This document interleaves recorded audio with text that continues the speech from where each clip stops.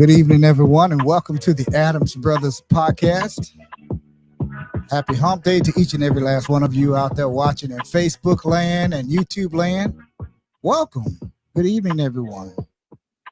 We are joined here this evening with a mental health professional. Our guest today will be Miss Diana S. Rice, and she's going to be talking about mental therapy, mental illness, mental crisis, whatever we need to know to educate ourselves about mental health. So, Diana Rice, welcome to the Adams Brothers podcast.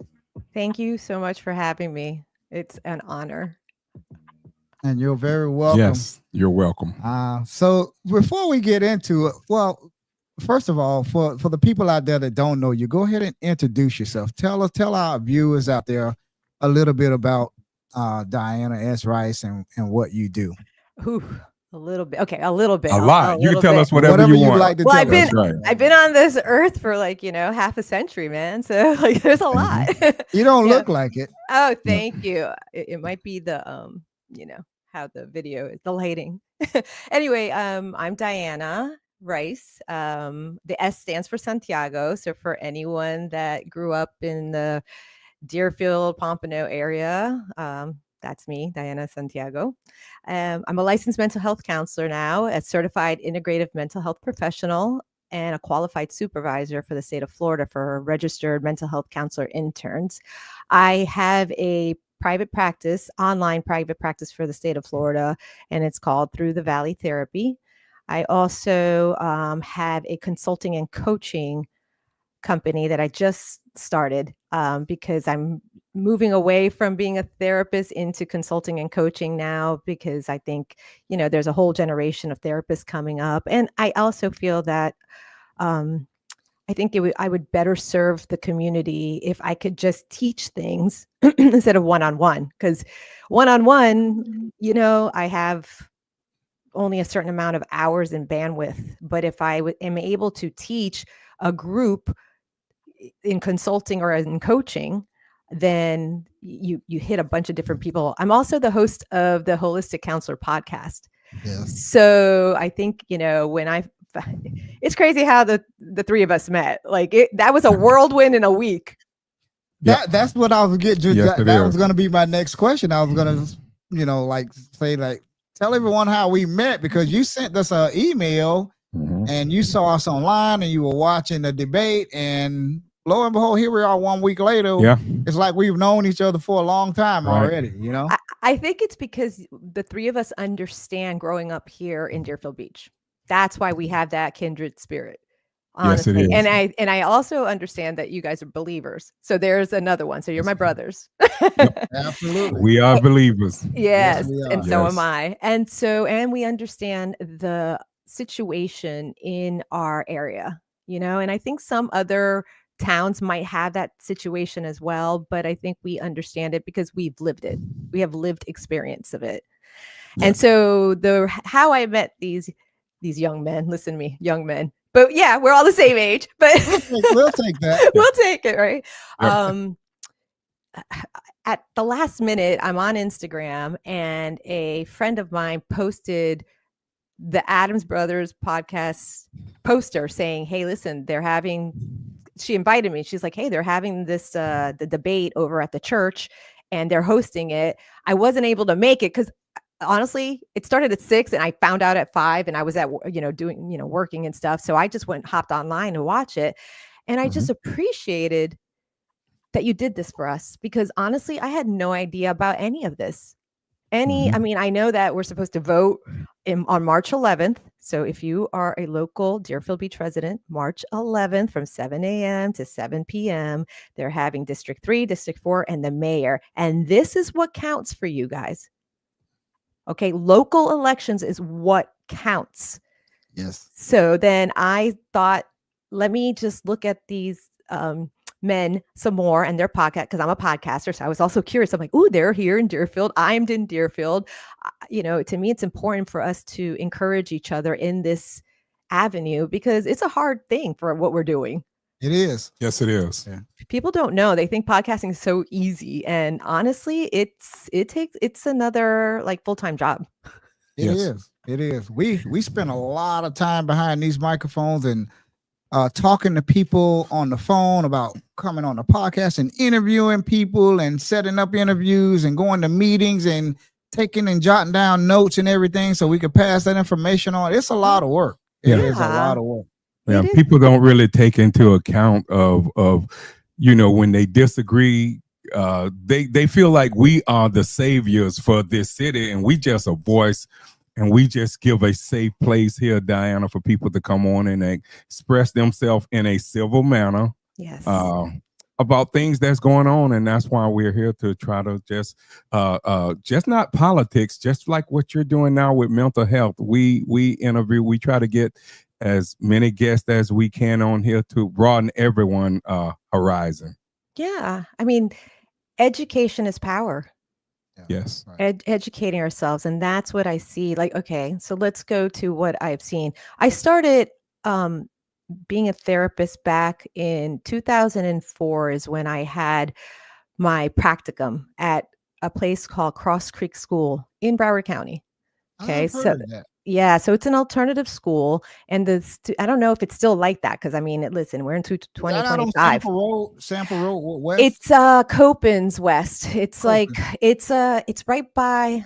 Oh my gosh, I hate to say the strip that club's old name. flea market out there. Is it in that area? No, Blount not Road? that west, but it is next to the jail Okay. off of what Blunt Road, Blunt Road, yes. and Blunt then you go to Road. Hammondville, Yes. Right. and then is it still called Hammondville? I don't even know. MLK. Yes. It's MLK now. Yeah, Yes. but see, that's how long ago. So Yeah. anyway, I was there for 1 year, and I graduated from Nova Southeastern University with my master's in mental health, and I was there, and that's when I started working with I always worked with teenagers in youth groups, and that's what I was a preschool teacher for 15 years. I worked for the city of Deerfield for about 10 of those years while I was at school in the evenings as a preschool teacher at the Northeast Focal Point. Okay. All right. Yeah, so Wow. I also understand the politics behind things as Yeah. well. So it's not Yeah. only, growing up Was it here. Donna DeFranzio over Yes, there at the time? yeah, that was my boss, and Yeah. Yeah. she was the head boss, but before her Right. was Nancy Reichenbach, and then Yes. Jane Hafer was the director of the Jane Hafer, preschool. yes. She was over the school. Yeah, I remember. She did a lot of stuff here in Right. Deerfield back in the Yes, 90s, early 90s. exactly. Do you Yeah. remember Miss Hattie Cooper? Hattie Cooper. She worked in the thrift shop. thrift shop. Maybe if I Well, saw her. they probably was Yeah, closed yeah. by that time. No, in the no, evening. they were still open when I was there. When I Right, the worked thrift there. shop probably was closed in the evenings though. Yeah, Because Miss Hattie used to work there in the morning time. yes, but I did too. I worked there part-time, so I wasn't a full-time employee. Let's say I was a computer teacher. I was part-time preschool, and then when Donna's secretary walked out on her, they knew I had secretarial experience, and it was that time when there was they had a lot of sponsors, and it was just when they have the extra to raise money. Oh my gosh, it's blanking. See, it's a long, hard day. Well, for all of us, man, I tell you, hey, you're doing well. Take your time, Oh my goodness. Well, anyway, so I stepped in. They took me out of the preschool area, and I stepped in, and then I helped the CASA board, because they were trying to raise money to build the buildings that is there now. I cannot believe after all those years it finally has happened. I always wonder what happened to all those the fundraisers. That's what they're called. Right. Yeah. Well, anyway, I worked there for 10 years, and then I graduated, and then I did the practicum at that school, and I started learning a lot of lessons, because to be at that school, you had to be diagnosed with something from a psychiatrist. It wasn't a behavioral school like Cypress Run. You know what I mean? It wasn't a school like, okay, you're getting kicked out, it's internal suspension, and you have behavioral problems. The students there had to be seen, they had to be diagnosed. And I was the only intern with, I would say, about 9 therapists, a psychiatrist, and 2 psychiatric nurses. And then it was an interesting year. I'm telling you, it taught me so much. It taught me what never to do, and it taught me what to do and what I wanted to do. And so after that, I graduated and I got a job as an independent contractor for a nonprofit organization called Friends of Children out of Lauderdale Lakes. Mhm. And so my population was anyone north of Dillard, east. So it's like me going with a lot of students from Dillard's, a lot of students from Ely, a lot of students from Deerfield High and Deerfield Middle. And so I would go into their homes. I would go into, and you know what's crazy is that's when I realized that we live in bubbles.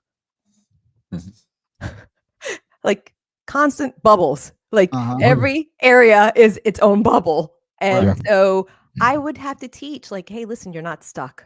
You're not stuck. You're not stuck. You might have a label. Doesn't mean you're stuck. Mm-hmm. And so that was the beginning of my holistic practice, honestly. Like looking back, that's when I realized like I don't like the labeling and the diagnosis. I understand that it needs to happen due to insurance. I understand that it needs to happen because it sort of does help in a way because it gives you some kind of boundary. But the more that I saw the young people getting stuck in these labels, diagnosis, ADHD, whatever it is, the more it just so frustrated me. And then I'm like, wait a minute, they're like 12 years old and they're on 4 different medications. Wait, what's up with that? Why isn't anyone questioning that? So I spent probably the last 2 decades questioning things and understanding that there are other ways to get better besides the label and disable route. Yeah. Mm-hmm.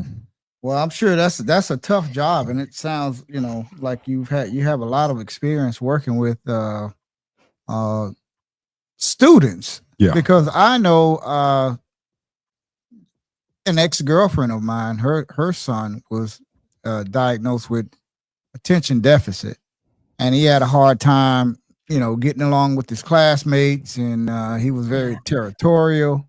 And, he would get up and just go and punch someone, for looking at him. And, he couldn't really help it. I mean, he could probably help it, but. Well, but see this is where I learned that's called emotional dysregulation. Okay. And the reason why emotional dysregulation happens a lot, especially in our communities. Okay. Because I'm a brown girl. All right. Yes, and yes. so listen, if I grew up where I saw stuff and I had to go through my own healing process because I was so dysregulated, and I turned to drugs and alcohol, and I turned to very unhealthy coping skills. And so, now that I'm on the other side of it and I realize like, I have no idea, like say a young student comes to me like you're talking about, and he comes already with ADHD label, I would ask these questions now. I would say, and it's hard because if the parents are not doing their own work, they already are coming in with their own trauma as well. It's an intergenerational thing at times. We're all raised in a village, and it tells us stories, and it gives us narratives of who we are and how to be. I did not learn how to be a better mother until I had to learn how to do that. I could have continued the pattern. I could have continued screaming and yelling and backhanding my kid in the mouth. Does that sound familiar? Oh yeah, we got that. We got that for about 13 years of our life, and we'll still get it if we get our mother her timing wrong. She will still do it. But go ahead. But this, listen, that's the thing of disentangling our culture, our strong. You know what got me real mad is when someone said the fragile culture. I wanted to stay last night at the meeting. I forgot who said that. Who's the fragile culture, though? Well, who is he talking about? Who was? Yeah, that's what I'm saying. Who's the fragile culture? Yeah, because I knew what he was meaning. Yeah, All right, we knew what he was meaning, and that kind of got me a little bit like, wait, what? That's the strongest culture that I've ever known. Yeah. Who's the freaking? I kind of understand. This is the thing for my job. I have to take into consideration all aspects of everything, sit with it, and see what the intention is actually, what it is. Yeah. So back to the ADHD kid, it's hard to say like what I would do without actually meeting them, meeting the family, understanding the patterns. But I do a lot of assessments. Back when I took I don't work with teenagers anymore. I stopped taking them last year. I work with only women over 18. But Mhm. you know, I would do like an ad. Have you ever heard of the ACE score, Adverse Childhood Yes. Experience score? Yes, Okay. I heard of it. Okay. Yeah. So, you know, that would be one assessment that I would have my student or client take. The other one would be just understanding. Like I would sit with them for probably an hour and ask them questions from like, when was the first time you ever felt this? And then, you know, I gave them a chance to sit and relax because sometimes ADHD is really CPTSD Right. because their nervous system has been set up for that to be hypervigilant. Mhm. Okay? Because think about it. If you're raised and you're eating a bunch of red dyes and yellow dyes and very poorly, you know, like things out of a box or in the middle of a grocery store. A lot of that has a lot of chemicals and that affects your brain and affects your gut. And there's a gut brain connection. Right. There's a vagus nerve that goes from your gut to your brain. And sometimes when you heal the gut, you heal the brain. It's all connected. It's about brain health, not mental health. Mm-hmm. Mhm. So the kid could have, or his personality, he might be shy and the mother or the father is yelling and screaming constantly, or he's watching his mom getting beat, or he's watching way too much electronics and TV and not getting outside. I mean, there's so many aspects to this. And Right. so it's about learning to regulate the system. That anger, I always validated the anger and all the emotions. I've had ADHD kids come in, and sometimes I realize like they were part of a gang. I mean, we have gangs. People don't want to talk about that, but we have Oh, a yeah. gang situation from, Yes. I would say, for Broward, Hillsborough, all the way to Atlantic Boulevard between Dixie Highway and Dixie Highway and 995. Like that would be the corridor. I hate to say it, but it is the truth. Right. And I would sit with different people from different areas, especially at the alternative school. And I'm like, hey guys, like, can you imagine if you all got along? But they taught me so much. They're like, yeah, but you don't know. Yo, miss, because that's what they would call me. Yo, miss, you don't know. And I'm like, yeah, Mhm. you're right. Will you teach me, please? Mm-hmm. Mhm. And then I would sit and listen. And it's what Carl Rogers calls, you know, the unconditional positive regard, person-centered therapy. That is how I start. I do understand though that some parents, they take offense very easily because they think I'm blaming when I'm like, hey, listen, but it's because they're stuck too. Like this is all they know. And this is, you know, and it's just constantly trying to regulate, validate, and understand where the person is coming from to calm them down so then they can take a deep breath and be able to make a decision, not because they're in survival mode. Mm-hmm. And And that's you know, and not to cut you off, but and that sounds familiar because I remember his mother always trying to, you know, take up for him. She was always defending him. yeah. Like he would just like the teacher and 5, 10 students would see him get up and go punch someone, and then he would come home and tell his mother that, well, they're not telling you what he did to me, but the whole class saw nothing happen but him get up out of the seat and go punch someone, and then he Mhm. start crying, and you know, and the mother really Mhm. believed him, and I was like, it got to a point where it started affecting us in a relationship because we had to go out there 10 or 15 times a year, and it was always someone else's fault, not his fault. So So that right, and so that would be called the blaming, okay? And that's I truly feel we're all on a journey, especially now after 2020, of a healing process, and we have a lot of choices to make. And for this young individual, how old was he? He was really young, I bet. I think at the time it was maybe 9 or 10. So the expectations of us adults for him to have a mature view of the world is something that us adults do to a lot of young people without even understanding, because we live in our own brain, in our own world, in our own thought process. And honestly, young people do not have their fully developed brain until 25, 26 years old. Yes. Okay. true. And so this is why they react. They react. I mean, like if you look at my fist right now, right, this is the brain and this is the prefrontal cortex. And what happens is if you're especially hypervigilant constantly and always in the fight, flight, freeze, or fawn mode, which is part of like growing up in an environment that's constantly like making you vigilant, you know, some people stay in the fawning. Some people stay in the flight where they're just wanting to escape. And, you know, the nervous ones, some are the ones that are fighters, which sounds like, you know, that could have been him. That was sort of me. You know, you know what I'm talking about. The fight that people are like, oh, they got a chip on their shoulder. And I'm talking about teenagers, not adults, because at some time we have to take responsibility for ourselves. Absolutely. Okay. So if we're 30 years old and still reacting like that, then hello, you're grown now. Please get some help. Right. But when it's coming about kids, so the reaction, you're reacting, like constantly reacting in your brain. And so it is like, did he ever get appropriate treatment, or was he just labeled and medicated?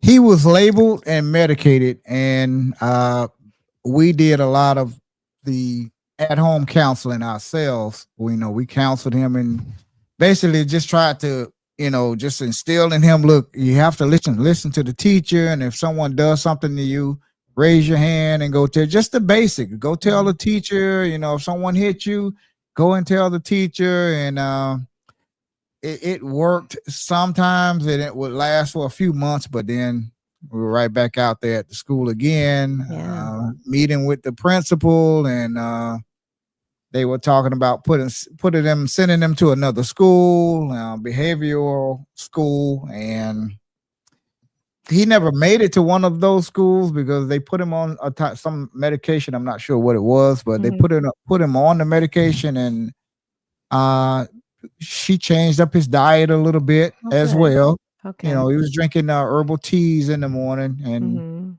that kind of helped a lot. It slowed down a lot, and as he got older, he started growing out of it. So in that age, it's like the brain is an amazing organ that God has given us. I mean, actually, our whole body is, just us we're fearfully and wonderfully made in His image, and like people were just to understand that it would make a big difference. But that situation listen, there's more to it. You got to think about it. Where was Dad? Don't answer those questions because I know that becomes personal, but you got to think of these questions like, where was the environment? And it's not about blaming. That's one thing when I had to do family therapy. I'm like, I'm not blaming you. We're trying to understand because you brought them to therapy for a reason, because you love them. So we have to understand these things. But some parents their emotional quotient is very low, or they, like I said, they did not do the work to heal their own trauma, and they're giving birth and bringing that into the next generation without understanding that, hey, I need help too. And it's okay. Yeah. Right. What I saw was a lot of people in our community, they think that it's a weakness. What? Therapy? What? I'm not crazy. I'm not crazy. I'm not. I mean, I see that. I mean, it's getting better now, especially with what happened in our community with what happened in 2020. But listen, that impacted me, even though I did not know. I wasn't even working with high school students there. I was working at the other school, but it's my community, and knowing like I could have been a student there back in the day, and this could have happened with those suicides, and that impacted me so much that I was just like, oh my gosh. And then the COVID happened. Yeah. That was one of my questions that I wanted to ask you. What did you really take from the 2020 COVID lockdowns and from COVID? Because I know it was probably, to me, Diana, one of the most stressful times ever in my life. Just thinking about, because COVID was unknown. No one didn't know the effects of what it was going to do, and if you caught it, and what was everything. And to me, like I say, I would say 2020 had to be one of the most stressful years of my life, of my 58 years of living. And I just, as you as a mental health professional, what did you take from that? Wow. Well, hopefully I could keep it together as I talk about Yeah. it. Listen, 2020 was happening. I it's crazy. I started studying the book of Isaiah, Ezekiel, and Revelation. I don't know. God prepared me for 2020 and what I had to go through as a therapist. I literally, like, I have the book here. I wrote this poetry book. This was my sanity for Mhm. what I was going through as a therapist. I also wrote this one Mhm. because Okay. Yes. Okay. all Thank you. right. And so Where can and we these buy it? Yeah. Where can we get? Where Where can we can get it everyone from? get Oh, those books from? on Amazon. You could go on Okay. Amazon. And it might not make sense because some people read it and they're like, "Holy moly." But that's how I got my anxiety out. That's how I stayed sane because listen, Mhm. what I saw, first of all, I was forced online to be a therapist at an alternative school. I'm the only therapist for that school. And it's Mhm. it was probably a hundred or so or more students, right? And I had to keep the fear at bay, and thank God that I'm a woman of faith, because that's why I went into the word, because I'm like, Lord, this what's going on. And so every time I wanted to go on the phone, I went to the Bible. Every time I because I had to stay sober minded, and not that I was drinking or anything, but you know what I mean, like because this little thing is so powerful, Yeah, and it it is. does a number, especially on these generations. Like the three Mhm. of us could be like, yeah, we could take it or leave it. We're not hooked. But honestly, the generations after us, I detox a lot of people off of that. Yeah. So They sit at the dinner table with the phone, and you're out to dinner and with family events, and that's Exactly. the whole time they're just stuck to the phone. But go Yeah. ahead. yeah, and it is a true addiction. I mean, Yeah. there's a movie called The Social Dilemma. I suggest everybody to watch it. The Social Dilemma. I think it's on Netflix. It just talks about how it was created on purpose to make you addicted, because think about it. Facebook is free, right? Instagram is free, but why? It's still it just does a number. It's kind of with commercials or even the television. I mean, think about it. It's telling you a vision, Mm-hmm. right? It's a Right. TV program. It is programming you, Right. Mm-hmm. Mm-hmm. right? Even us right now, we create podcasts. Why? Our intentions of our heart is not to cause fights or anything. We are trying to inform the community about something Yes. that we feel is important because we care about you, Absolutely. Yeah. right? And Right. so back to 2020, here, listen, I don't even know where to start. I might want to read the poem that I wrote that really affected Go me right after the ahead. suicides. And then it kind of feel bad because, all right, this is called Love in Christ. Mhm. Broken and bruised am I being used correctly in your eyes, feeling paralyzed, sick and tired by words inspired with no lasting results, feeling the insult, the pain so intense I can't get any rest. My heart breaks for the youth of the city. My heart is broken and gritty, shattered from the inner city. The at-risk youth whom we pity, but they are all at risk, being tricked by the hypocrite. Do as I say, not as I do. I see why they're angry. I'm angry too. I once was just like them, self medicating. Oh God, so much pain, so much suffering, and these teens are not being heard. Caregivers say, just sit down and obey. Take this pill and be still. Go ahead, run away. Just shut up, toughen up. I don't got time. I got to make that dime. Be alive, barely survive on these streets. This is the heartbeat of our youth in Broward County, the youth of this nation. I understand the altercations. I got your back. I'll pick up the slack as much as I can take. My life I will forsake. I feel you. I got you. I hear you. Just hold on for another day. I'm learning from what you say. Please don't be dismayed. Don't waste your life away. You'll make it through. I believe in you. My sweet one, I love you. For I remember being there too. I am part of your suffering crew. So pray for my life as I continue the fight to carry on, young one, as I try to sing your song. Please hold on. You're not alone. You are never alone. I hope this love will suffice. Love in Christ, Mrs. Rice. I love that. Very beautiful. That's very beautiful. Yeah.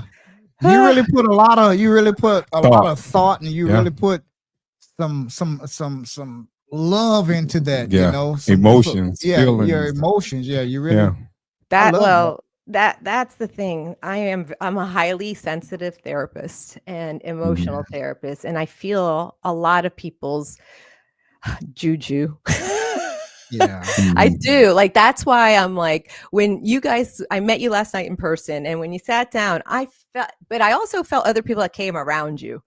And I Mhm. could tell right away. I'm like, that person, okay, they're full of themselves. Or okay, no, that person is, their intentions are good. Or, that's a discernment that honestly, I think we pick up if we get in tune and heal, especially growing up the way, we did, if we come from a place that didn't have enough resources, Yes. Yes. right? And that's what's needed. Resources too. We didn't have that back. We didn't have a whole lot of resources For mental health. for back mental health, then. especially when we were growing up. People back just in the, picked at you and called you crazy Yeah, or they just- whatever. and that was hurtful, Yes, and it was. that sticks in a lot of people's minds right now today, that people call you crazy, and where could you turn to back in those days, Well, that's why we probably turn to drugs and alcohol. Right. I was going to say a lot of Or- people turn to drugs and alcohol, and I see some people that I went to school with, and they're standing on the corner and they're just looking back and forth, and I knew they had a little mental something going on mentally years ago, but Mhm. again, they're drinking alcohol and not getting any help. Diana, can you give us the title of the books one more time? We got people asking, asking in the chat. Aw, all right. Yeah. This one is called Wrath to Riches, Justice to Gems. Wrath to Riches. Yeah, Justice to Gems, an apocalyptic poetic journey inspired by Isaiah, Ezekiel, and Revelation amid the COVID-19 pandemic. And then, yeah, so yeah, and the artwork in there. Okay, so that's what I would do. Like, I would come home from work, or early in the morning, I would actually listen to a sermon and read the passage, and then the poetry would come. And then I would, after work, I had this little app, and I would just start creating the artwork to go along with it. And that's what kept me focused. The other, that poem is like, I remember clearly, I wrote it. I actually sent it to, what was the name of the Broward School Board head guy, Robert, what's his name? Runcie. I Right. sent it to him. I sent it to a whole bunch of different people because I was just like, it was after an event that they had in Pompano. It was a town hall meeting, and I will never forget. I wrote it that night because I was at work, and the Lord, you have that, like that pushing, and I'm like, I am tired. I just want to go home. And instead I went from work, because I worked in Coconut Creek, Margate, and I went to that meeting. And I'll never forget this father who, you could tell he was a painter, came from work and was asking the panel, because it was a panel of police, of government officials, of all these things, and I'm sitting there by myself. I did not know anybody there. And I'm listening, and that father says, I've been trying to get help for my daughter. And you could hear the desperation in this man. And he just was wanting help for his daughter. And after that, I woke up at about 3 a.m. and wrote that poem. And I was just like, oh, and then because what happened, the suicide already happened with, oh my gosh, you can tell I'm Bryce tired. Gowdy. Yeah, with Bryce. And so that affected me. COVID's happening. Oh, COVID hasn't happened yet. Right. That okay, because that was right before, because that was one of the COVID, bones yes. of that year of 2020, and then a lot others. And then the second situation happened, and The young lady. yeah, and it turns out that the young lady, it was her father. Mm. That was the man, and I like was, oh my gosh. And I know that's where Deerfield Beach Community Cares was born from. I mean, I really would love for you to have Joel Smith on your show. I'll see if I could connect you two, Yeah, because Yes, absolutely. yes, Yes, definitely. connecting to us. Yeah, yeah, because Definitely. we'd love to have him. he it was the craziest thing. He was in my office. He was the head of the Florida Initiative of Suicide Prevention, and we were trying to start one of those clubs at the school that I was working at, and he was in my office when he got the call about what happened, and I did not know that until after, but he left. He's like, I'm sorry, I got to leave abruptly. And then that's what it turned out. And then after that, like, he's just, it is just and then COVID. All right. So COVID happens, and this book, I'm just Anima. gonna read the preface, because the poetry, it's gonna offend some people. And And that's the name, and the Go ahead title and of that read is Anima. Anima Resuscitation. Anima. Can you spell that for me? Sure. ANIMA. Okay. Resuscitation. And it's a brown American girl's spiritual poetic journey through social injustice, forced vaccination, and feminine uprising amid the COVID-19 pandemic. Okay. So a lot. There's three. Yeah, read some of it if you want. Go Yes. ahead. Well, I'm going to read the preface so you'll understand okay. this. So Alright. each one I have is like different areas, and there's the Oxygen collection, the Unvax collection, and the Feminista collection. And these are just like poems that came out of my head, and this is how I processed everything for 2 years. So the preface for this one: in March 2020, as the COVID-19 pandemic forced us all into lockdown, America erupted in protest following the murder of George Floyd by a white police officer. The resulting outrage was driven by a long history of racial injustices in this country, which had seen Black and Brown people disproportionately affected and marginalized. As a Brown Latina woman working as a licensed mental health counselor in an alternative high school in Broward County, I bore witness to how these events impacted the young Black and Brown individuals with whom I worked. Already struggling with lockdown and toxic homes and the mental health challenges this presented, my clients found their anxiety and depression considerably worsened by the steady drip of distressing news from the wider world. My own experiences of racism, which saw me jailed for one night in 1992, continued to haunt me. And when I saw how the world was responding to this new crisis, I knew I needed to find an outlet for my emotions. And so I turned to my digital art and poetry as a way of processing the tumultuous events of 2020, and the Oxygen collection is the result. This personal collection of work helped me to find a way of expressing my own experiences of racism and racial injustice, and offers a way for readers to explore their own feelings and engage in some of the difficult conversations that our society must confront if we hope to achieve lasting change. I love that. Yeah. So that. that's the Oxygen 2020. And if you want to read the poems, then buy the book. Right. Great. And we're gonna put it into the. We're gonna add a link to. Actually, I'm putting the them in right description. now. Yeah, Wayne is putting them in the chat right now. So Thank you. Yeah. And so I heard you mention March 2020. We started podcasting in March of 2020 because of COVID.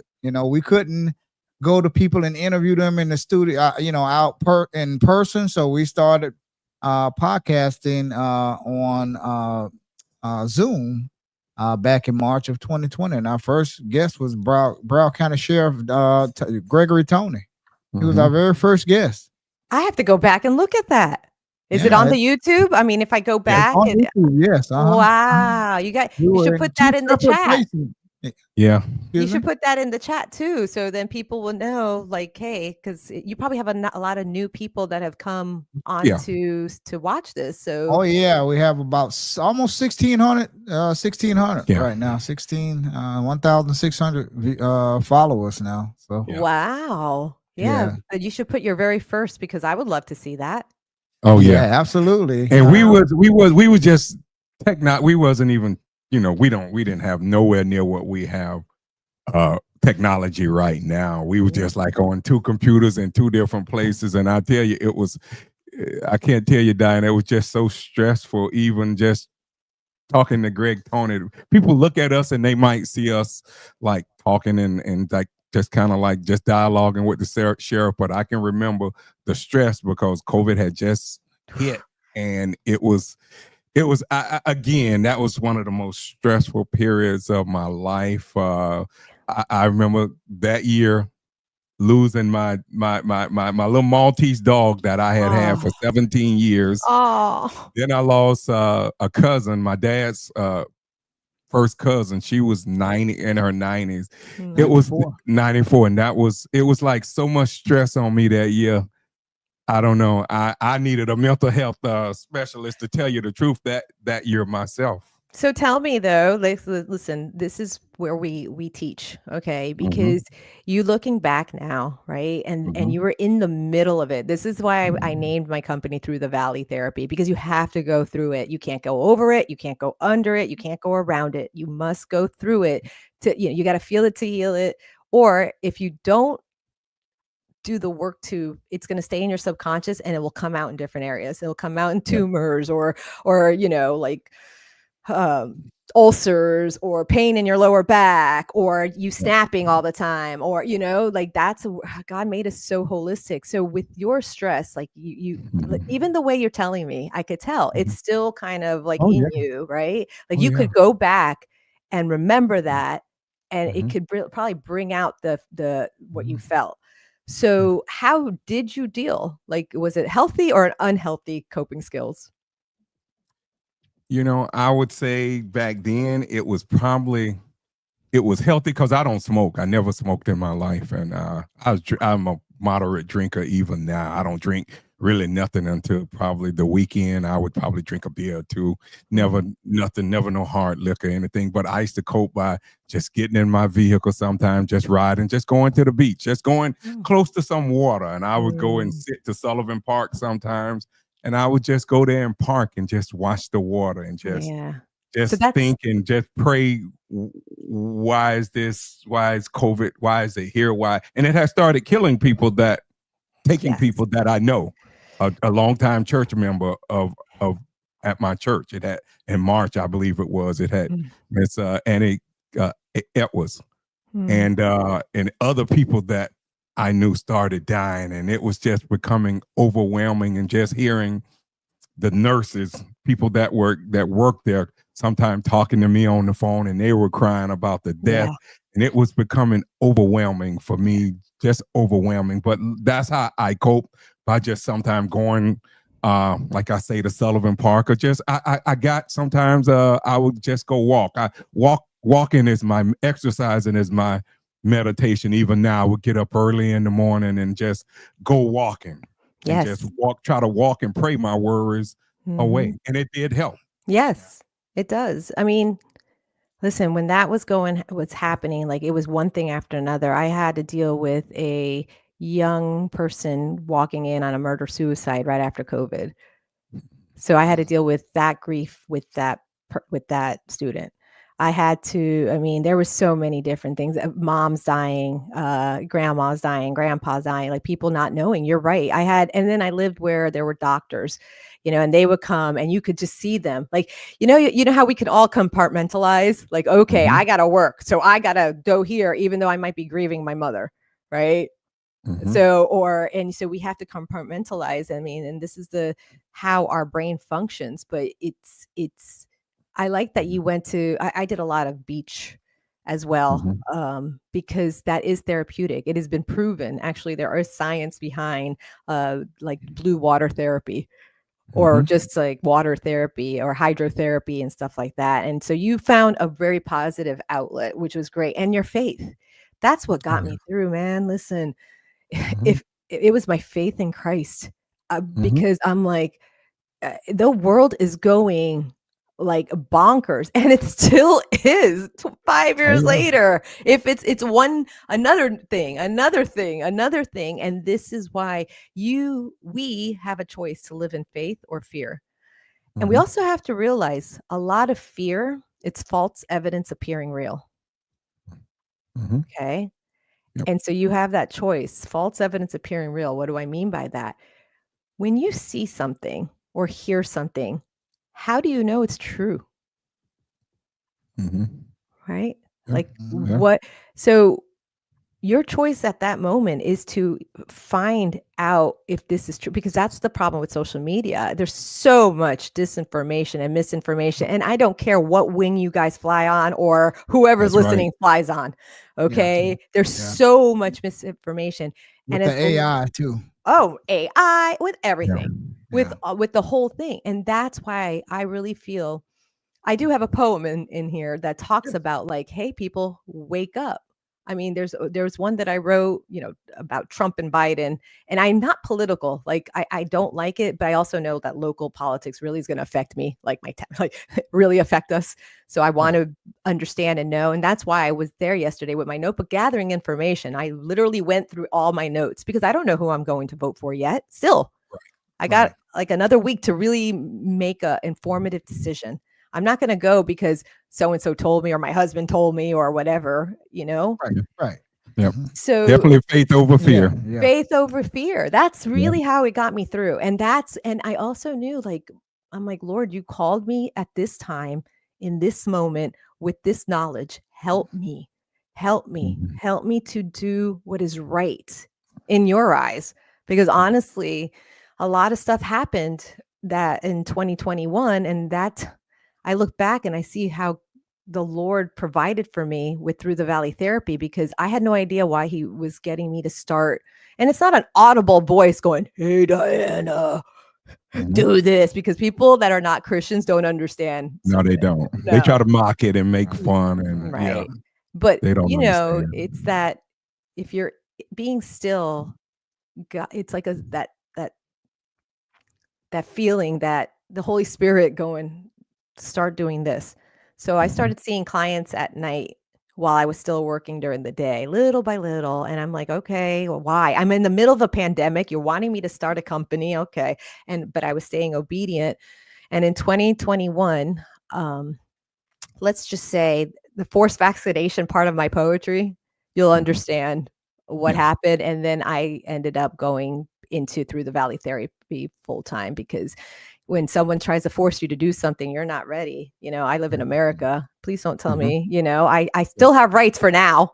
We'll see in the next few years, but Yeah, absolutely. I don't want to go there. But it's just Right. like Yeah. Well, that caused understanding. a lot of division here in our country. That those forced vaccination, because a lot of people in and outside of nursing and medical and law enforcement and the military was forced to take it. And I understand, but like you say, people in the United States just don't like to be forced Told you have to do told something. right. So I understand both sides. I Yeah, me understood, too. but it was killing it was people left and right. right. And it So was just we get stressful it. to come home every night and listen to the news and just see everybody. It all just Some people got in an argument yeah. over It Oh, that, was. It no. was. especially on It my was. job. Some Yeah. guys say you dumb, you're stupid for taking that back. You don't know what they're putting in you, Yeah. and this and that. And I was like, well, It was stressful. what about when Yes. you took the measles and mumps and chicken pox shot years ago when you went to school? I said, you're still living, aren't you? Yeah. And I'm not for it or against it. I really don't care. Me But either. don't Well, call what over I'm this for, person stupid. what I'm for is having The don't tell me right what to do. to Yes, choose. my right to Right. choose. My Yeah. right Right. to choose. Like, you have your right to choose, and I'm not going to judge you for that. That's Right. if there was more information, that's the thing. I'm a person that follows the science. I ended up Mhm. following the money, and I was just like, wait a minute, wait. I understand, because I had to take statistics. I had to understand science to get my master's, and I love science, right? And so Mhm. I'm sitting there going, wait a minute, like, this is going way too fast. Where's the double blind study? Can you show me the double, like, can I question it, please? Yeah. can I Yeah. just question it? Like, no, Mhm. you're trying to kill my grandma. I'm like, Yeah. wait, what?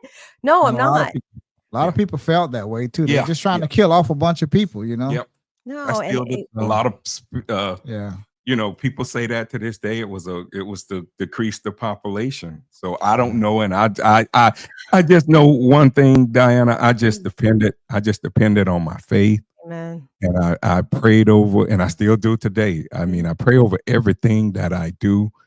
Uh, so like LaWanda Pack said, faith over fear prevailed, and that's where I'm at 58 years old, and everything that I continue to do in my life, I'm gonna pray on it to try to Listen, just give me my mental Right. health that I Right. need. And everyone, I hear mental health, uh, Diana, as far as people say now, they taking mental health days in the You have to. employ, at yes, their employer. EAPs, and yeah, Yeah, like that's good. That's good yeah. because we have to recognize ourselves. Listen, when someone comes sees me, I'm just going to give you an example. Say Jane Mhm, Doe comes to mhm. my online because I don't have an office. I mean, this is my office, but it's online. And if they want to do the work, because honestly, like you're paying me money to give you a service, and the service is decades of psychoeducational service, psychoeducational training along with lived experience. Mhm. And I will sit with you with all these assessments and I assess, like I give a personality assessment. I give the ACE assessment. I give Mhm. a values assessment, a self-care assessment. And then we go with what your goals are. And it's like I hold them accountable because some Mhm. people need that. We need like a coach. Can you imagine a football player out there with no coach? Yeah. Yeah. He wouldn't know whether he's coming or going. Yeah. He would be Yeah. like, "Wait, what? We need each other and we all have these gifts and talents." And that's what I try to get people to understand, like the healing process and what does that mean? Or cognitive behavioral therapy. I am a CBT therapist, which means I challenge thought processes constantly. Mhm. Constantly. And where is the you know, have you ever heard of cognitive distortions? Yes. Okay. As far as meaning, I heard of the terms, but Did you say I cognitive? cognitive. Cognitive I distortions. know That's that cognitive means Yeah. the way of Yeah. thinking, the your way you thinking think. process. Yes, Right. Yeah. I know that means. So there's distortions, and I'm just was going to, Yeah. because to me, I would like to give your audience a takeaways or Yeah. understanding. So, By all Right. means. because therapy is expensive. Mhm. I charge $150 an hour, and it doesn't mean I'm rich, people. Just because I do, Mhm. because I might just take 4 clients a week, so I Mhm. might be barely scraping by. Mhm. My husband wishes I could do this like full time, really full time, like some other therapist. But I'm like, I'm not comparing myself with another therapist just because that person could see 30 clients, because I am highly sensitive and I know my bandwidth and my boundaries, because I have to stay healthy for my family and Right. for my clients. So Right. this is Mhm. why I do like the podcast. So Mhm. Right. if anybody here is watching or listening, go to the Holistic Counselor podcast. Start with episode 1. Every episode teaches, and it's different people from different backgrounds. I mean, I have chiropractors on talking about stuff, acupuncturists, a lot of Yes. therapists, psychologists, just all different sorts of I started nutrition. watching. I started Me from too. episode 1. I'm gonna go down and On I'm gonna watch YouTube, them all everyone. on YouTube. So yeah. So Yeah. Everyone go to YouTube. yeah, the Yeah. holistic Thank you. podcast, The right? Holistic Counselor podcast. Yeah, it's Counselor on there or podcast. Yeah.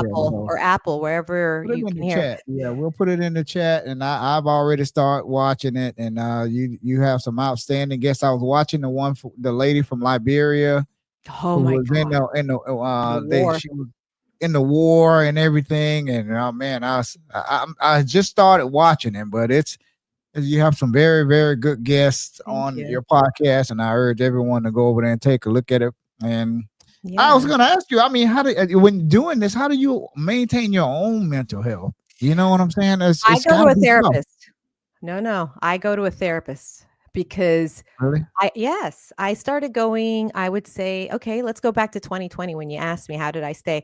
By August of 2020, I call it a mental breakthrough. My husband would probably say it's a breakdown, but I did. I just, you can only hold space or hold for Oh yeah. people so much until you finally just break. And I did. And I'm honest with that because I have to get people to understand just because I'm a mental health counselor doesn't mean that I know it all.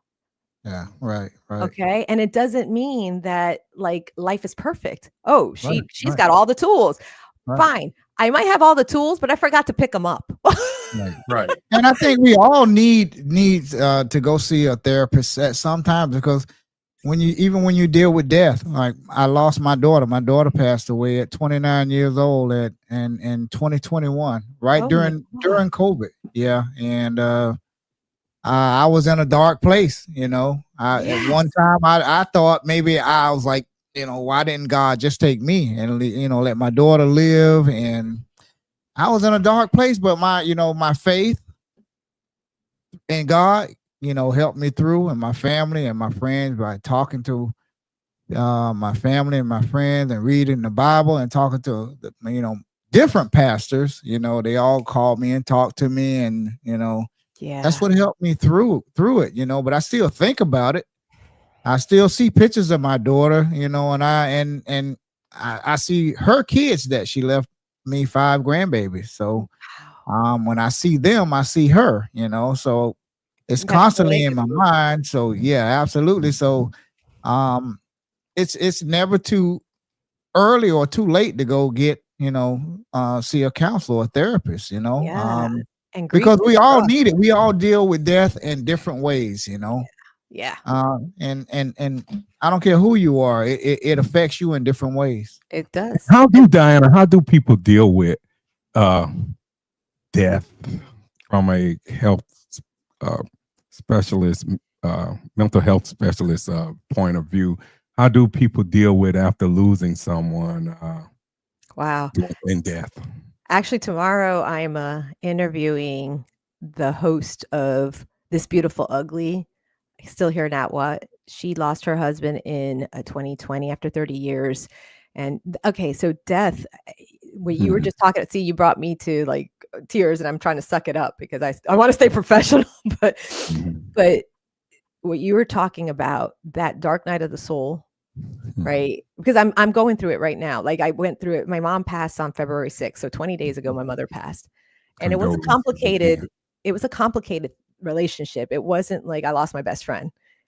But it's just I have to work through that with my therapist. But I understand grief because I've walked it with other people and I've done the work. Like David Kessler, I talked about it in my solo minisode that I just recorded. I think it was last week I dropped, just navigating grief, what I've done for the last few days. Mhm. It's not linear. There's the stages of death that Kubler-Ross talked about, like bargaining, anger, depression, there's all sorts of different ways to deal with that process. And David Kessler talks about finding meaning.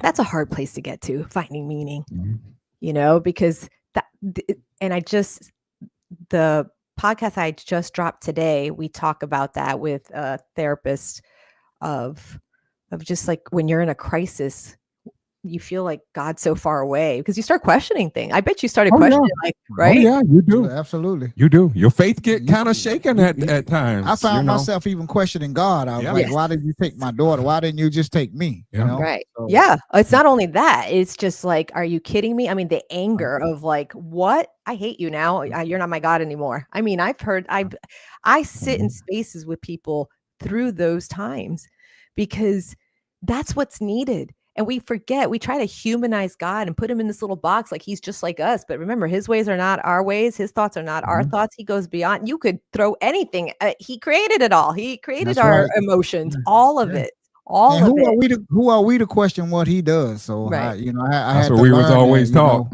never Yeah. question Yeah. God. God knows what's best for us. So, Right. and I Eh, still believe that. So that's part of what helps The me healing. in the Yeah. healing and the grief, getting over the grief. Yeah. And it's you will never get over it. This is something Mhm. I've learned to understand a lot of my clients share. It's like if you get over it, then you forget about it, right? Or you forget the person, or Yeah. there's a legacy that's left inside of the living. Yeah. You know, you right? can't forget a kid though. You can't forget your kids. So that's No, always going to be there, you know. that right there is a Or whole or a parent, or like you lost your mother. You don't forget that, you know, that it doesn't go no. away. Or a best friend, or like I talk about it in my minisode. Like at 9 years old, I lost, and I didn't understand what was happening.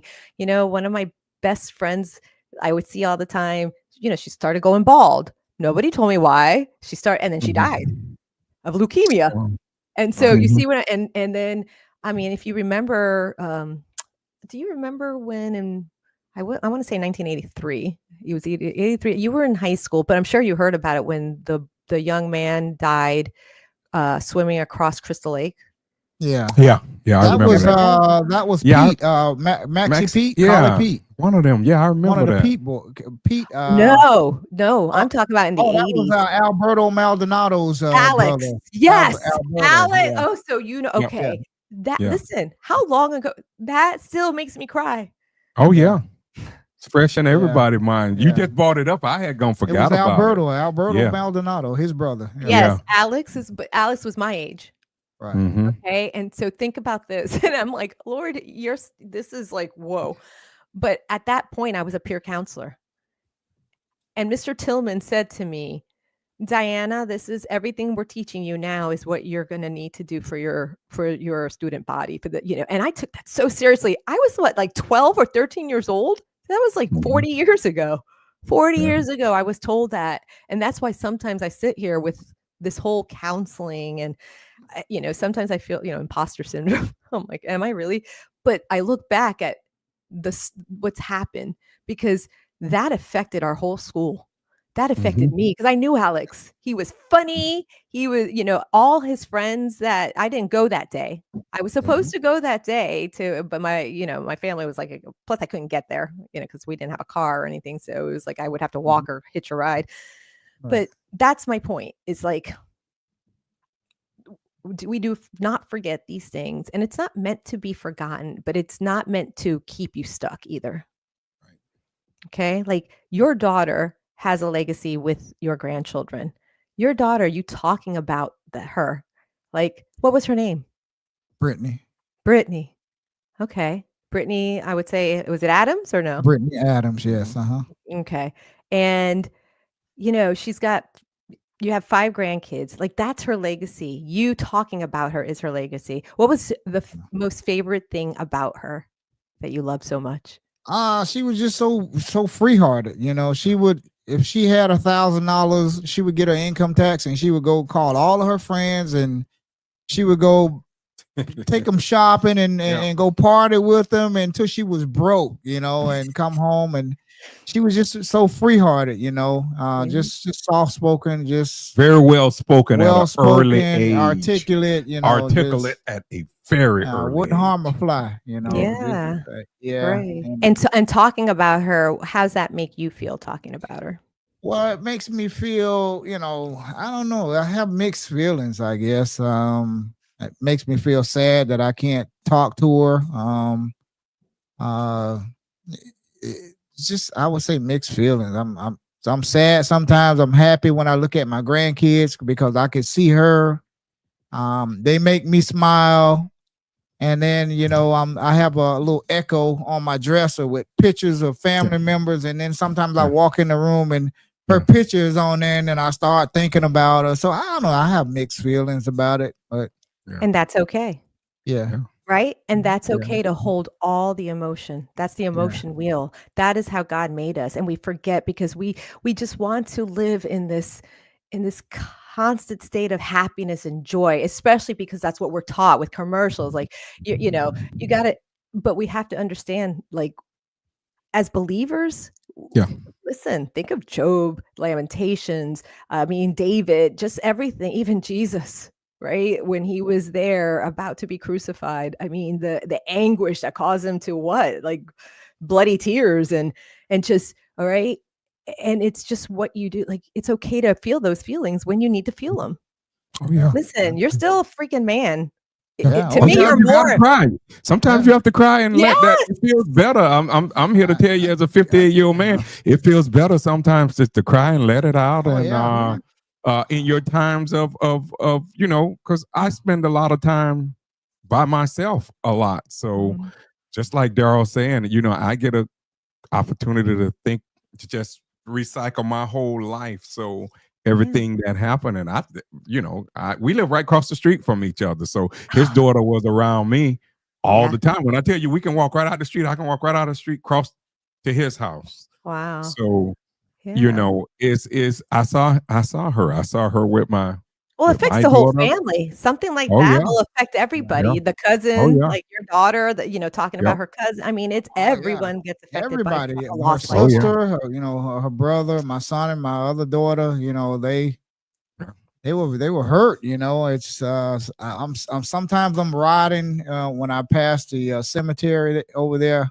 I Pine get sad because I'm Pineview? like, it's like my daughter's laying out in the cemetery out there. So Yeah. it's reality hits me. And then sometimes I don't even look over there, and sometimes I don't even drive in that area because I don't want to think about it. I get No. when I ride through, I get silent. I don't say anything. I try to turn the radio up or something so I don't think about it. But Mhm.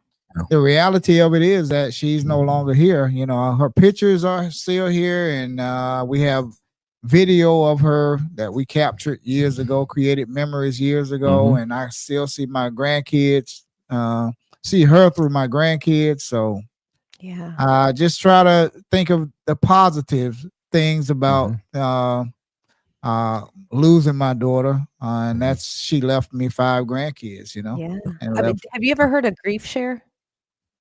Grief Share. Uh, no. So this is a group, I want to say it might be international, but you could go online for anyone that is going through grief, and it's helped a lot of people. Um, and they have a workbook, and they have um, groups that meet at different churches. And even if you don't find one near you, you might want to start one, or they have it Mhm. online. But it really helps you see things, and make you realize you're not alone.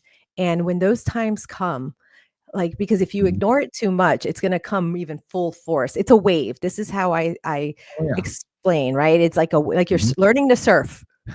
Because if you don't learn to surf the waves of those Mhm. emotions, then you're going to drown. Oh Yeah. yeah. Oh Okay. yeah. And not ignore them. So this is where, like, you would have community. You would have your brother say, "I'm thinking of her today. What are you thinking about?" Mhm. "I'm thinking about A, B, C, and D." Or the therapist. You go once a Mhm. week for a little while so you can work Yeah. Mhm. out the anger or the, like, why or whatever it is, because the stages of grief are not linear. It's not like you go into one and the other and the other and then it's acceptance. No, you Right. could go straight to acceptance, and then boom, now you're angry. And then Right. Oh boom, yeah. now you're depressed. Right. Yeah. And if you're not So careful, it can Send you go into into depression. relationships. It can cause problems with your relationships and all of that. I mean, yeah. it's always a domino effect to it And I sometimes. want to start a podcast. I want to, do a podcast on that because we have so many friends that, that I know that I see on social media. Mhm. They lost sons and daughters through crashes and fires and whatever Tragedies, domestic yeah. I mean gun violence or whatever, and Mhm. they're all hurting and they're crying and they're posting it. It doesn't seem like Christmas anymore, and I could see this, and I want to do a podcast and get all of those grieving mothers and fathers, and and Yeah. maybe have a someone like you on and Yeah. do a podcast Yeah, on it that would be because great. they want to talk about it. It's all bundled up inside of them. It And just needs that's to come out. yeah. But they don't know how to release it. Right, Yeah. and that's dangerous when you don't know how to release it because you're Right, gonna either implode or explode. Those are right, the choices, right? Right. And so, like I said, Grief Share, there's the podcast that I mentioned, Still Here Not What, This Beautiful Ugly, Still Here Not What. There's mhm, other podcasts out. I mean, there are see, this is where we need to see the beauty from, like, I know I complained a little about this thing, right? But Mhm. we have free will. The Lord has given us free will. And mhm. this the computer and your phone, you get to choose what you follow. You get to choose what you watch. You get to choose what you listen to. So why not choose things that are going to make you a better human being? Mhm. Right? Why are we going to I mean, some people just want to sit there and watch cat videos. Okay, fine. Put a timer on. I'm going to watch cat videos for 15 minutes, and now I'm going to watch for 45 minutes. I'm going to watch something that's going to be beneficial for me to become a better human. Right. Yeah. Am I Right. going through grief? Okay, what did Diana Rice say about this grief share? Let me look that up. Or David Kessler, let me read that book. Or the podcast, let me listen to 1 or 2 episodes Right. that might Right. help me. And then take the tools that you're learning and use them, even though Yes. it's hard. Because when you're in grief, listen, the first week of my grief, I basically wanted to stay in bed. I was angry and sad. It was a whirlwind of it wasn't it was expected. It just happened. And I kind of went back to my old ways of like, I just went on YouTube and I didn't even watch anything I was watching weird videos on how to put outfits together, something that I would have watched in high school. Yeah. And then I got a big bag of pork rinds, and I don't even eat pork rinds. Do you see where I'm getting at? So Right, my right. brain started going backwards to the ways my unhealthy, and I mean, I had a bunch more. I'm just giving you the rated G version of Mhm. coping skills I used to use back when I was a teenager that Right. Mhm. caused me a lot of harm. But I realized that, and so I realized that, and I said, I don't feel like doing anything, God. I'm really, really sad, but I'm going to say yes to the next person that says, hey, come to dinner with me. And I did. I didn't have any makeup on. I looked like crap. They didn't care because listen, that's what community is about. That's what Yeah. church is about. That Yeah. is what connection is about. And so Absolutely. that's important to understand. Feelings are not facts, and Mhm. feelings come and go. You're not Yes, stuck they in do. them.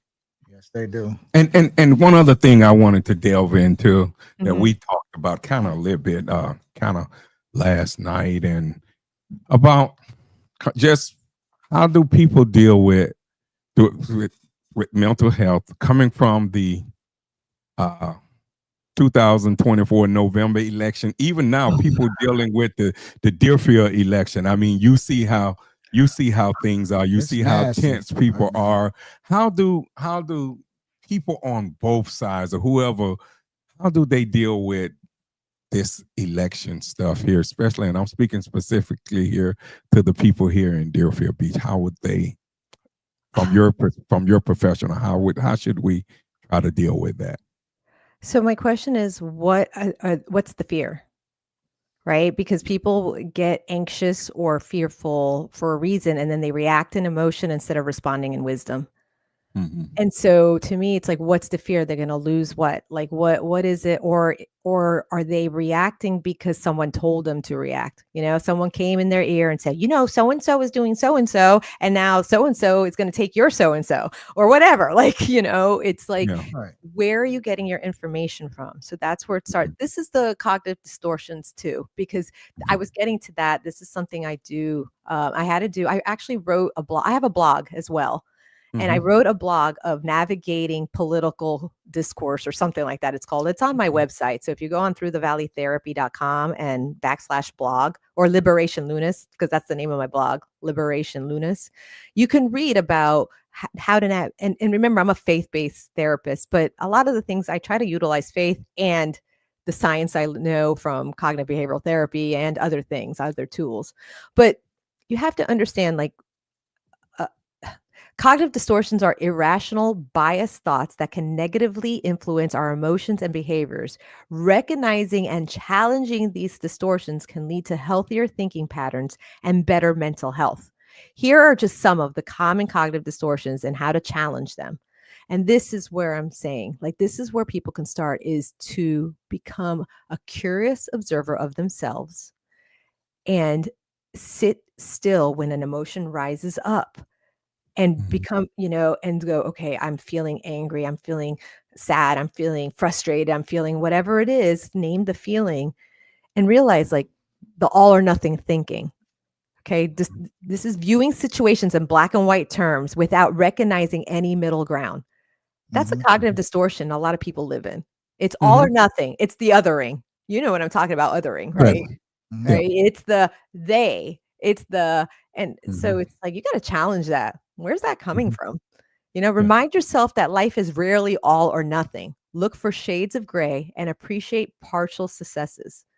Okay. So, for example, last night we were at the candidate forum, Mhm. Yes. and you saw people get, you know, because they totally believe in their side. Mhm. So they believe they're right. Mhm.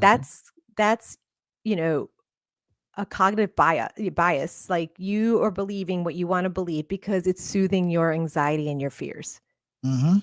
So I have to, you know, be on this. I have to support this person, or I have to support that person. I believe in them. So if I believe in them, they have to be right because nobody wants to be wrong. Mhm. Okay. But when you start dehumanizing the other side Okay. and you start seeing them as the enemy, that's exactly what is wanted. Because if they keep us, and they, to me, I want to speak spiritually here. Mhm. Satan's job is to steal, kill, and destroy. Sure. Yeah.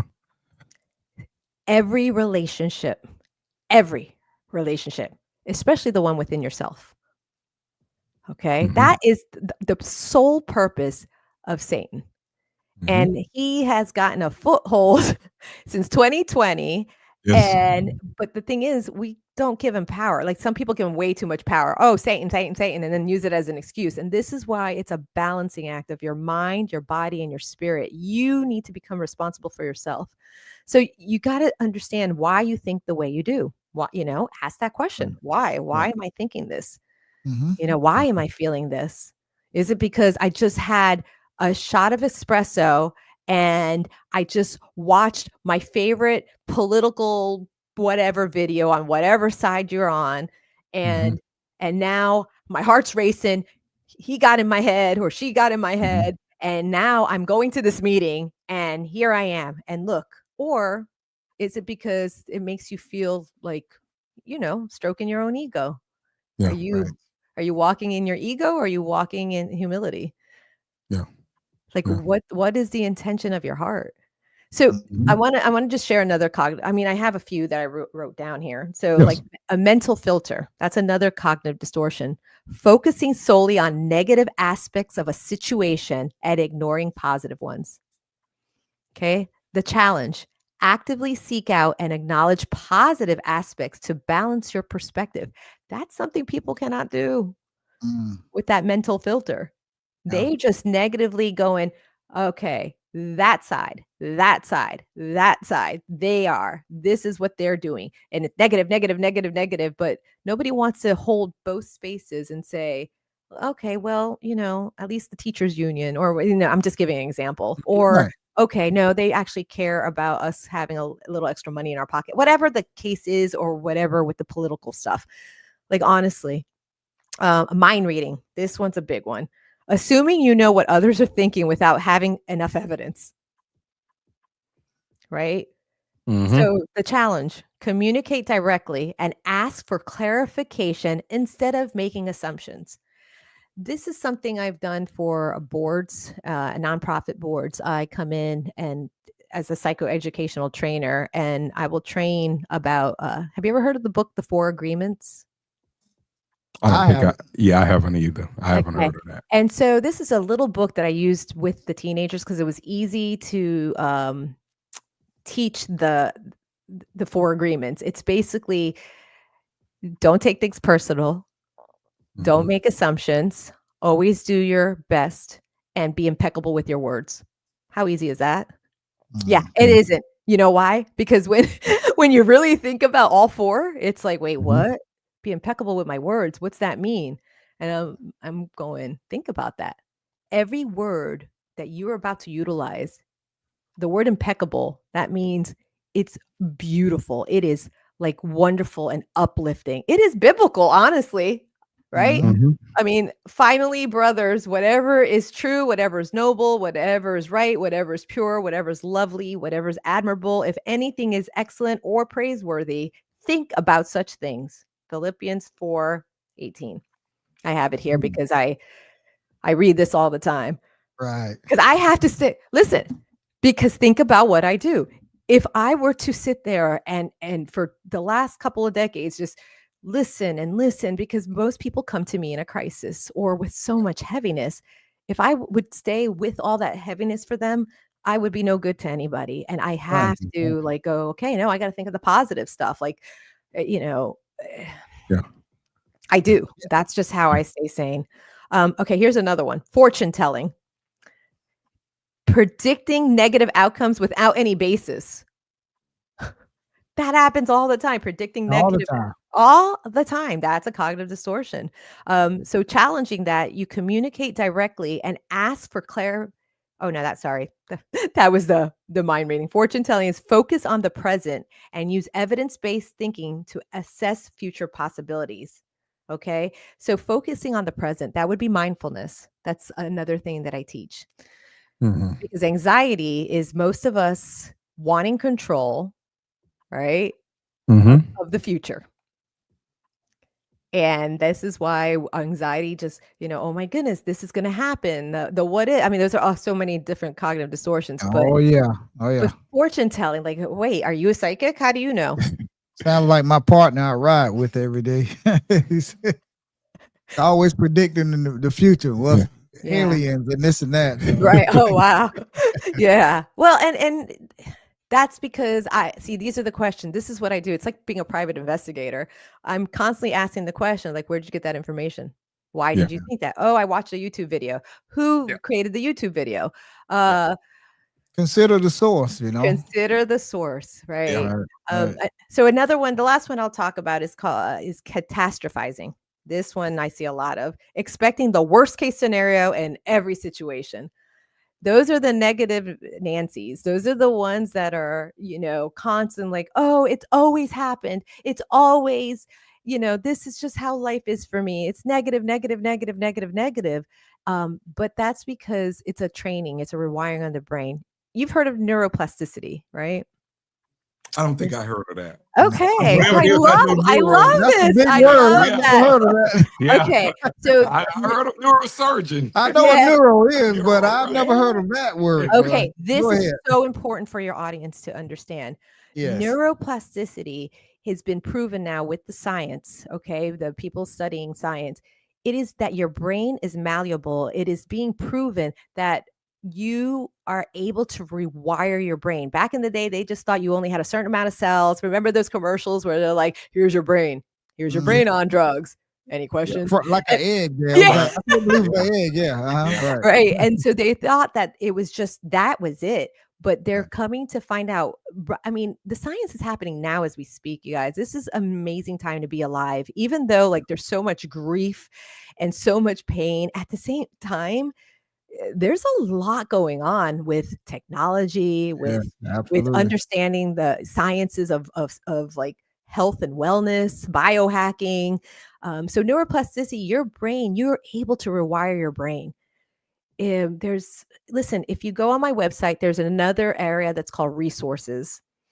And I would go on that and you'll see a bunch of different podcasts that I kind of love that helped me with my healing. And then there's a place where I have a kit with a bunch of different books that I've read.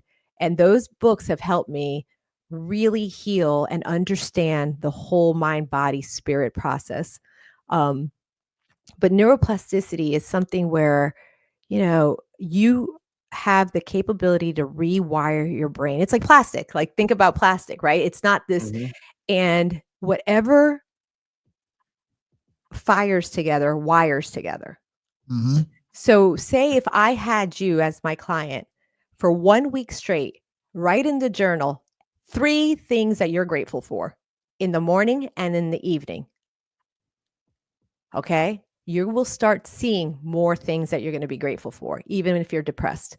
These are things that I use with like my clients that have depression or anxiety, because most of my clients, I'm non-pathological. I don't take insurance. And the reason why is because I want, I get the client to do the hard work to show them the power they do have. Because remember, a lot of people come and in a crisis, they don't come for prevention. Right. They come because they need help and they have felt so bad for so long, or, they got a diagnosis and they feel so stuck. And I'm not saying that medication doesn't have its place, Mhm. because it has helped numerous people. But what if it's not shouldn't be the first resort? What if something you're eating or is missing? Or, for example, I had a client who, a very young man, who was very, he wanted to take his life. He was in a really, really bad place. Well, I said, when was the last time you went to a doctor? I'm not going to a doctor. I'm like, please go to a doctor. You want to work with me as a therapist, you need to go to a doctor. He went to the doctor. His testosterone level was really low. Guess Mm. what happens when a male that's 19's testosterone's low? Yeah, you get sleepy and sluggish. You Tired. don't want to do anything. You Yeah. know, You feel depressed. Right. depression, all of And- that. Right. And the Yeah. same with women. Like, there's hormonal issues. Have we ruled everything out first? Right. Let's rule things out. Let me, and these are the questions I ask. But the thing is, your listener can ask that themselves. Like, accountability is great. If you want to hire me to be your therapist, okay, wonderful. But I don't have that much room because I'm a busy therapist. That's why I try to teach, but, Right. like, find out, like, when was the last time you got a thorough blood work, not just a few things. Like, Right. what are Mhm. you eating? The Mhm. ketogenic diet is something that has been now being proven in science that's been helping schizophrenics, removing sort of certain foods and giving them probiotics. So there's books out there about neuroplasticity. There's books, like I said, I have all my kit. There's books all over, or podcasts. There's a podcast that I think the audience would love. I love this guy, Sean Stevenson. You ever heard of him? No. Sean Stevenson.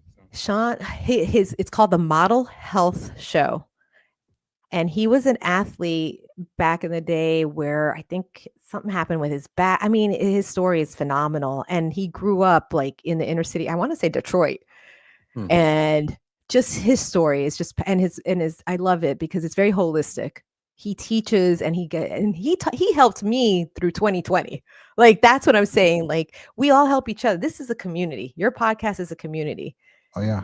Right. And so Yes. your intention is to help the locals Yeah.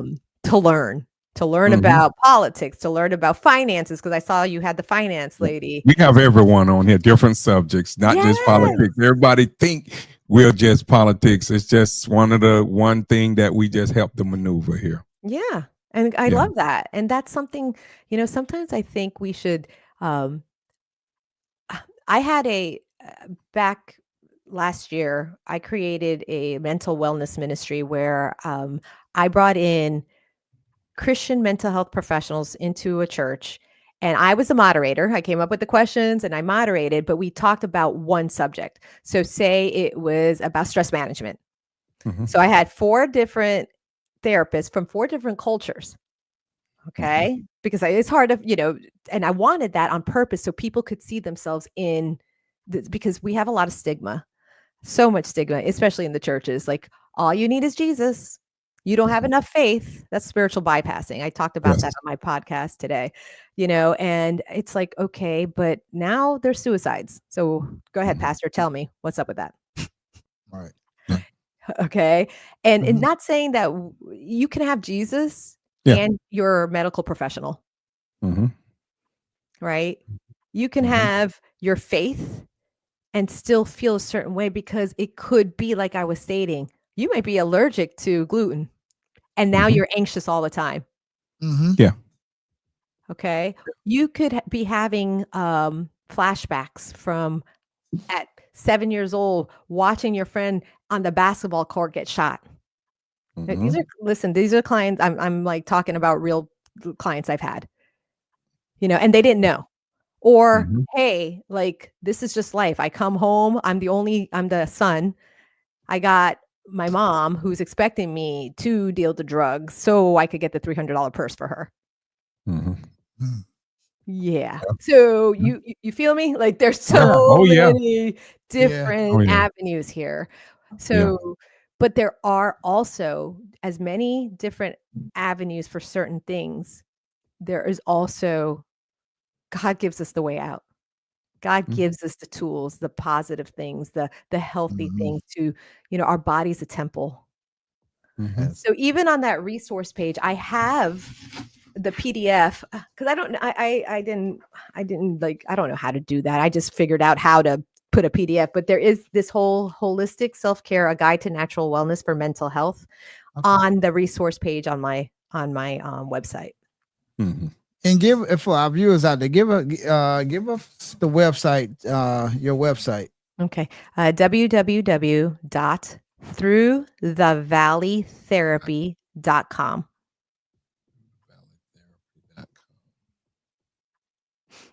I believe you sent me the link, so I'm gonna post that as well. And for the people that need your services, they could go. They could go. Can they go on your website and can they set up an appointment with you through your website, or do they have to call you or email you? No, there is a contact page on my website.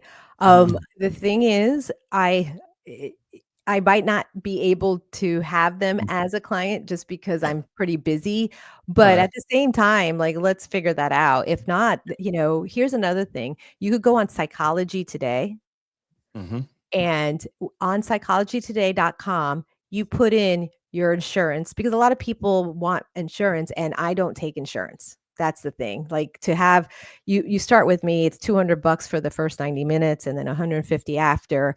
And that's why I have the podcast, because I know Right. not everybody could afford it and I Right. want them to get tools. But I also understand there's affordable therapy, look into your works EAP. Um, there's a place called Open Path. They have um, rates that are lower. There's other places too. I mean, if you really like Google like cheap Mhm. therapy near me, but it's hard too because people want to find someone they can trust that knows their stuff. Yes. Yes. Yes. So Because this we is, had. yeah, go ahead. Oh, I'm sorry. Go ahead. No. You had what? Because we had a friend, a few friends that said that their family members needed some mental health uh help, and they didn't know where to go, and Mhm. they were just lost. They needed to seek professional help, Yeah. and I didn't know what to tell them. So I was like, we got to Yeah. do something on mental health, So and provide them some resources. resources. Yeah. So 211 Broward, if you're in Broward, you could dial 211 Broward and just tell them what your need is. I mean, there's community mental health places all around.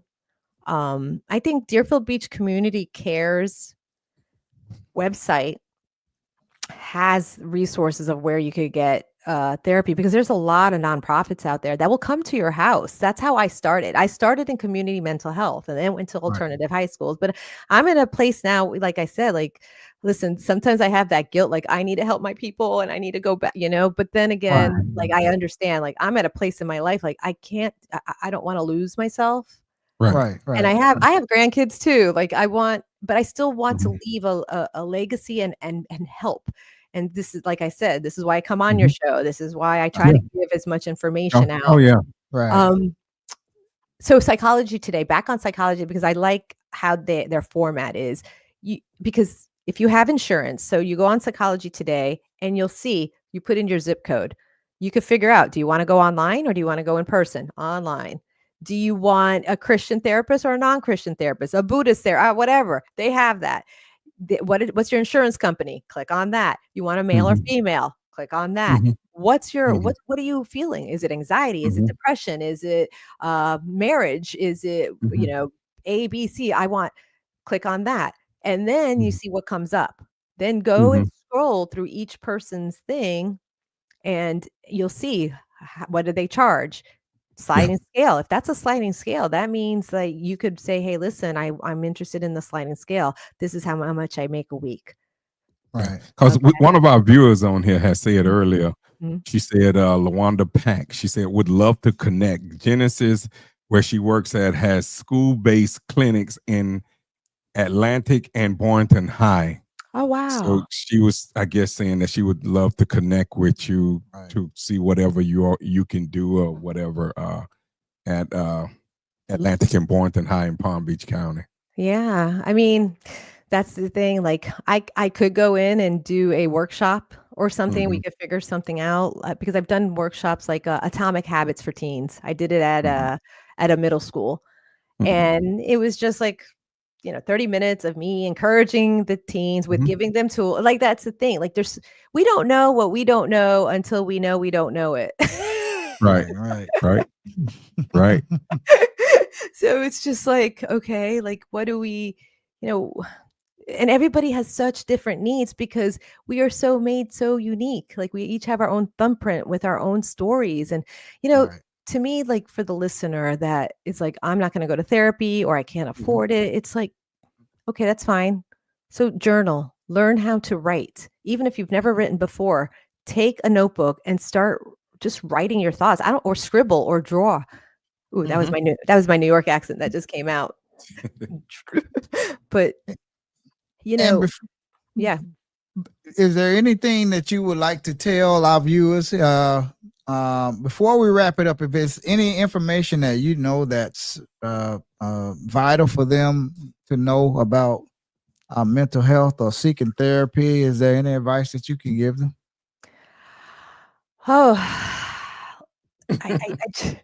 the thing is, like, when I hear the word advice, I'm like, ooh, like that's not my job. My job. Any pointers, or you point them in the right direction. It's to become that curious observer of themselves, of your why. Why are you feeling the way you are? Understand that it's okay to feel the feels. It's okay to hold both feelings, happy and sad, angry and grateful. It's just like, it's okay to feel that, and seek help. Don't wait till it's too late. You're responsible for yourself. You are. I don't care how old you are. You're responsible for you. And we could take and stay with the blame game of like, hey, it's society's fault. It's this fault. It's that fault. Right. Okay, fine. But that's not. You're just staying in a hamster wheel. This is what I say to a lot of my clients. Sometimes you feel like you're caged. You're a bird in a cage. But the thing is, the door is wide open and you're the one holding the key. Oh, yeah. That's right. Oh, yeah. So get the help. And there's no shame in it. Yeah. Here's one more thing, because if there's believers listening, I tell my clients this: shame and guilt comes from the world. Conviction comes from God. And the only way to be convicted is if you're in the word and in prayer. He's not there to hurt you. He loves you. Sure isn't. He loves you through it all, through the mountains and the valley. Psalm 23. This is why I named my business Through the Valley Therapy. Psalm 23. Even though we walk through the valley of the shadow of the death, I will fear no evil, for you are with me. Your rod and your staff, they comfort me. Just remember that. Oh, yeah. Yeah. That's a powerful way to close out, man. I tell you. And that's wow. And we know we're going to have you back here in the future. Man. We just love, especially when hopefully nothing don't, but when a situation becomes really tragic, we would love to have you back on here to just speak on it and just encourage people from your mental health professional. Yeah. Thank you. It would be an honor. And thank you for having me, guys. And I hope to see you, and maybe somehow we could do something together for the city, for our town that we love so much. Absolutely. Absolutely. And we could talk about different subjects, and we could finish talking about how I dug up my great grandmother's headstone that we didn't even hit that. Oh my gosh. So that means we wanted to get this mental health because so many people have been asking about. Yeah, they have, definitely. So, okay. We wanted to kind of try and focus on that. But when we come back again, maybe you can invite us on your show and we could talk about it and whatever, talk about Deerfield. Yep. Yeah. And and after the election or whatever, we could definitely that would be interesting. Or even before, the day before, or something. I don't know. We'll figure it out. Yeah, absolutely. Like I said, we'll come on your podcast. I mean, whatever you want. We here, like we always told you, we here for the community. Yeah, we'll figure something out for sure. Yes, we will. So we've been talking to Miss Diana S. Rice. I'm Rice. sorry, and her podcast is the Holistic Counselor Podcast. Am I correct? Yes, the Holistic Counselor Podcast. Podcast, and I'm trying to find your page here right before. Yep, it's the Holistic Counselor Podcast, and you can go and watch her videos on YouTube, and I believe it's on Apple and in the Apple. Mm-hmm. Anywhere you listen to podcasts. Anywhere you can listen to podcasts, you can listen to the Holistic Counselor Podcast. Diana, And I'm definitely going to be tuning in Deerfield every week. Beach High alumni, and Woo, class of 89. class of of 1986 right 1989. here in 1984 here with me. Deerfield Go alumni Bucks. right here. And Go absolutely Pride. go Bucks. So Diana, thank you so very Thank much. you for coming on. It It was a pleasure meeting you last night, too. Yeah. You're just so fun to talk to, Yes, and we you can are. just sit here and talk for hours and hours. And You're full of life, and You're your full of vibe life is and- so positive. thank Thank you you. so Thank much for you. what you do for helping people that in crisis and teaching. And thank you for all you do. Yeah, and thank you for your outlet too. I mean, I'm listen. I learned so much, and I'm still learning because I'm going to go back and listen to some more of your different guests too. Oh, so, yeah. Yes, I appreciate it. absolutely. all right. Absolutely. All right, Diana Rice. I'm thinking about Diana Ross to sing. I get it all the time. No, it's two things. I either get called Donna Rice or Diana Ross. Yeah. It's the weirdest Yeah. thing, but it's happened ever Yeah. since I It got came married. out just like that, and I know your name. I'm looking at it Yeah. right here. Diana S. Rice. Thank you so very much for All joining right. us here on the Adams Brothers podcast, and we'll look forward to having you back on our podcast again here in the future. And you have a good evening. You too. Bye. Good night. Take Bye-bye. care. Good night.